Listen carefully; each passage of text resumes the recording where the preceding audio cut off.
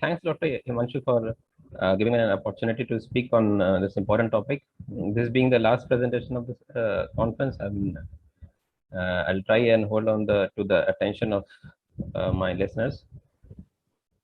Uh, Coming to the guidelines on the management of MBD in CKD and kidney transplant recipients, uh, this is an outline as to how the guidelines have progressed in the last 12, 13 years since the first publication of CKD-MBD guidelines in way back in 2009 by KDIGO. And it was in 2015 when guidelines were being selected for an update, and they selected the studies up till 2016. And it was in 2017 when they finally published these guidelines. And based on these guidelines published in 2017, I'll present the recommendations. This is the outline of my presentation. Uh, Starting from biochemical abnormalities and vascular calcifications to measuring of calcium and phosphorus levels, PTH levels, using of antiresorbitic agents, and finally ending with kidney transplant bone disease. Coming to the definition of MBD, is a systemic disorder of mineral and bone metabolism, which is manifested by one or a combination of the following, like abnormalities of calcium, phosphorus, PTH, or vitamin D metabolism, abnormalities in bone turnover, mineralization, volume linear growth, or strength, vascular or other soft tissue calcifications. Coming to the first part, that is biochemical abnormalities. What the recommendations say that monitoring of serum calcium, phosphate, PTH, and alkaline phosphate should begin right at the age of right at the stage of CKD G3A, and ingenuity needs to be begun a little earlier at stage 2. And the frequency at which these molecules need to be tested should be based on the baseline value of abnormalities they present, and how do you manage them. This is a rough guideline as to it. And of course, when you're managing them actively, they need to be uh, monitored a little more frequently. So it is a little flexible. Coming to the checking of vitamin D levels, 25 hydroxy vitamin D levels. A repeat testing should be guided by the baseline values and the therapeutic interventions that have been planned. And the interventions need to be aligned with the recommendations for general population.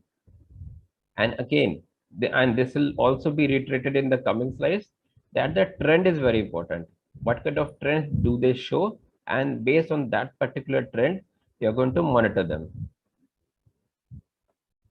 And instead of taking individual values of serum calcium and phosphates in CKD3A and 5D, these values should be evaluated together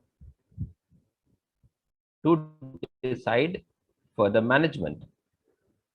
So how do we diagnose CKD-MBD through a bone analysis? Now, those patients of CKD3 to 5D and with evidence of CKD-MBD and or risk factors for osteoporosis, a BMD testing is advised, and it gives you a picture as to what is the fracture risk based on the scoring system like FRAX. And they should also be thinking in your mind that my treatment decisions will be based on the BMD testing. It is you should go for BMD testing. Bone biopsy is reasonable to perform, but the problem is that there aren't many centers which are actually capable of doing bone biopsies, and there is equal dearth of pathologists reading those biopsies. So bone biopsies have to be dealt in very selective cases, like refractory hypercalcemia, recurrent fractures are the knowledge of renal osteodystrophy is very, very. and will impact your treatment decision significantly on it, then you should go for a bone biopsy.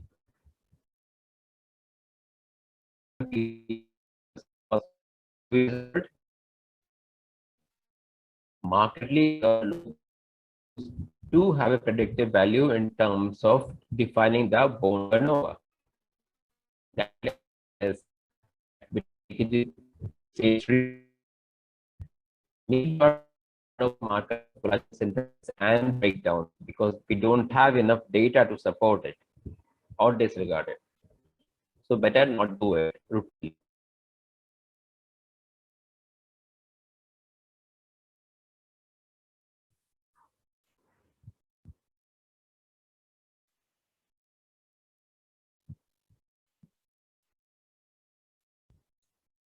Dr. Avilas? Yeah, I think there's a Screen is not there. there's some connection issue, I believe. Can I just please check it? Yeah, I'm checking it. I'm checking it.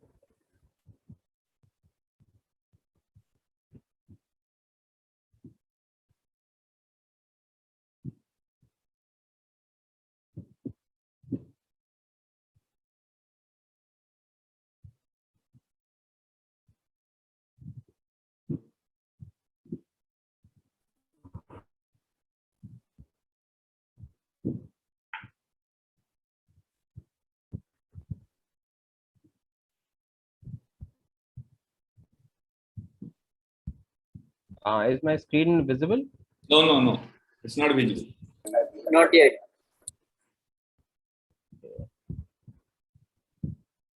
I think some network. Some. Yeah. Yes. Now visible. Make it full screen, please. Yeah, sure. Yes, it's okay.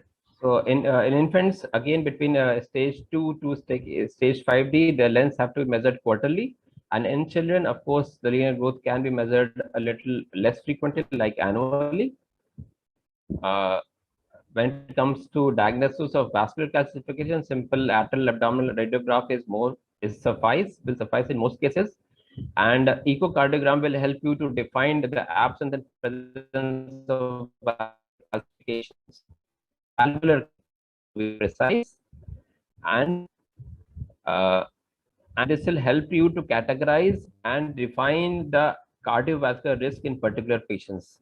So evaluation of vascular calcification is very, very important in managing CKD, MBD.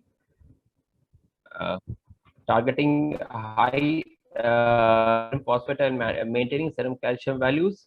Again, as was said in the earlier slides, serial measurements of phosphate, calcium, and PTH levels should be considered, and they should be considered together. Between CKG stage 3 and 5D, lowering of elevated phosphate levels towards the normal range is advisable. And between 3 to 5D, all attempts should be made to avoid hypercalcemia. And in children between CKD stage 3 and 5D, maintaining serum calcium in the age appropriate normal range is advised. What is important from the pediatric perspective is that this is a growing age, and this is a stage of bone mass accrual. So, and lower calcium levels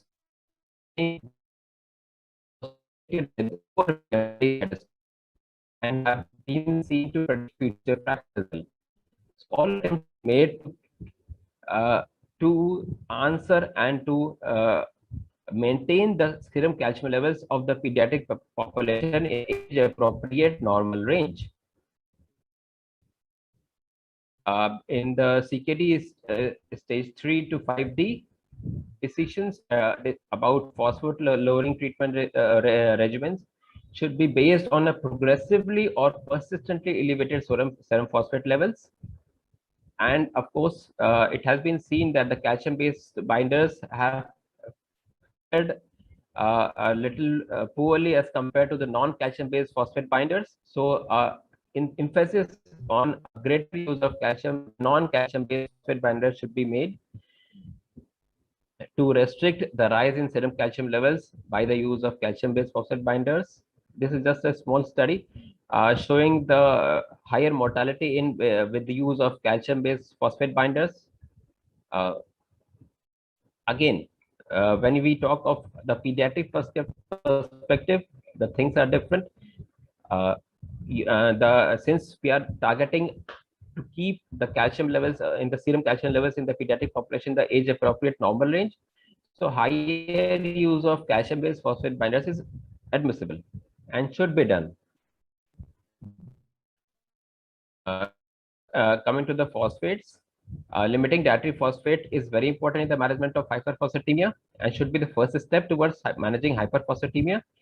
Source of phosphate should also be identified. Animal source is found to be causing a higher rise of phosphate levels as compared to those who are on vegetarian diet. So effort should be made to restrict animal-based phosphate diet, phosphate source, and should also be effort also should be made to restrict packaged food which contain a much higher phosphorus levels against using a fresh source. So animals should be avoidable, should be restricted rather, and packaged food should be completely avoided. If the phosphate levels remain high in dialysis population by use of phosphate binders and dietary restrictions, then again the dialytic phosphate removal should be considered, like increasing the frequency of the dialysis, prolonging the dialysis sessions can help in removing or managing persistent hyperphosphatemia. And in this stage between CKD 3A to 5, one value is not enough. Persistently rising PTH levels, which are above normal, should be answered and managed. And stress has been laid on modifiable factors like hyperphosphatemia, hypocalcemia, and high phosphate intakes, along with vitamin D deficiency. If you are able to manage these modifiable factors, it's likely that you will be able to manage the high PTH levels without without giving any targeted therapy towards PTH level for managing PTH.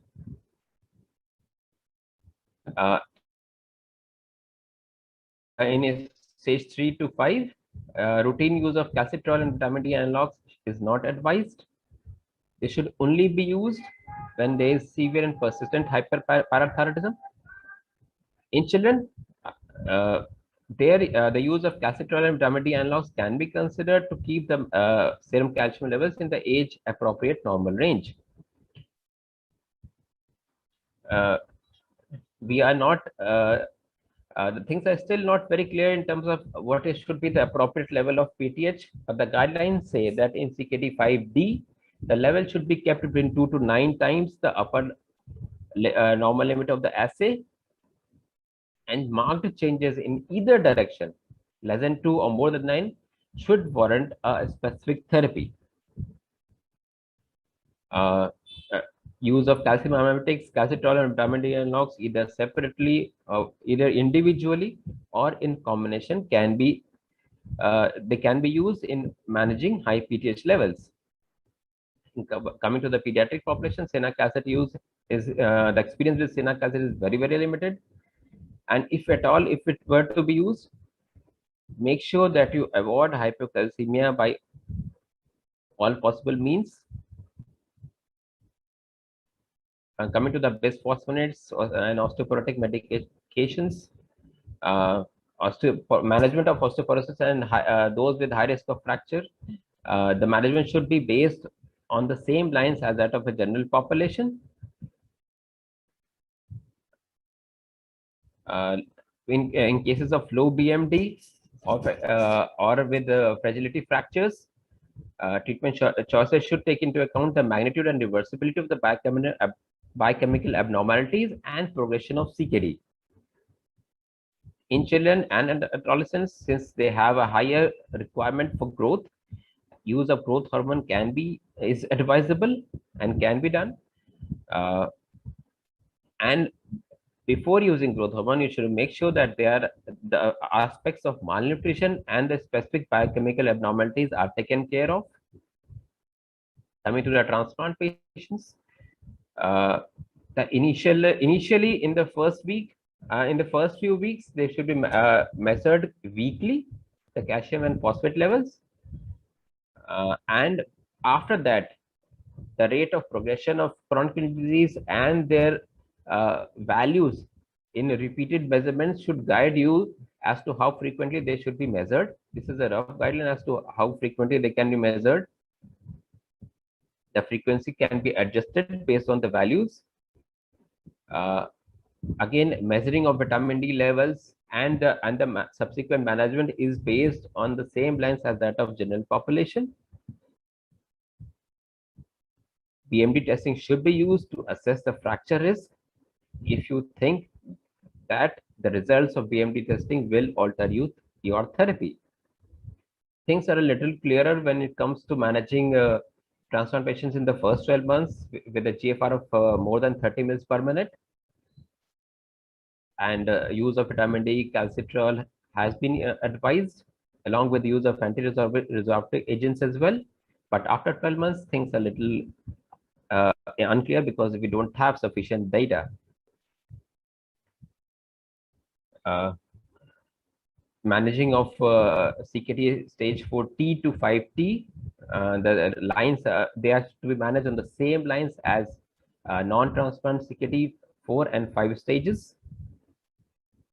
So coming to the final message, PMD testing in CKD is a reasonable case, and it should be done if your the results of the BMD testing is going to impact your future management. Individual levels should not decide your management of biochemical abnormalities. They should be taken together, like calcium, phosphate, and PTH. They should be taken together because they are quite interdependent. Progressive or persistent hyperphosphatemia should be managed. Excessive exposure or exogenous calcium in adults can be harmful. They can lead to higher vascular calcifications, particularly in advanced stages of renal failure. Dietary phosphate limitations should be practiced and should be the first step in managing hyperphosphatemia. Routine use of calcitriol and its analogs in CKD stage 3 and 5 is no longer recommended. And every effort should be made to assess the status of vascular or soft tissue calcification in CKD, various CKD stages, including CKD from CKD 3 to 5D, and because it is associated with increased mortality. So before I wind up, there just a minute so I'll take up this case. This is a 55-year-old male who is an end-stage renal disease patient, which was there because of his diabetes. He's hypertensive as well, and he's on insulin and 3 antihypertensive medications. He recently began on hemodialysis, and he was a chronic smoker as well. So what is likely to be found in terms of serum calcium and phosphorus levels? Either both should be normal, both should be below normal range, high phosphorus levels and calcium levels below normal range, high phosphorus levels and serum calcium within normal range. So it can be either C or D. Calcium of high phosphorus levels is the most likely for abnormality which is going to be seen. Calcium levels can be below normal as well as within normal range, but at later stages of renal failure like CKD stage 5, calcium levels are likely to be below normal range. And after say repeated measurements, serum calcium was within normal limits, but serum phosphorus levels remain high. So how do we proceed? Either we increase the frequency of dialysis, or we increase we add phosphate binders, or reduce phosphate intake through dietary modifications, which should be our first step. The first step should be to reduce phosphate intake through dietary modifications. Second is to add a phosphate binder, manage them. And third and final step should be increase the frequency of dialysis. Thanks for patient listening.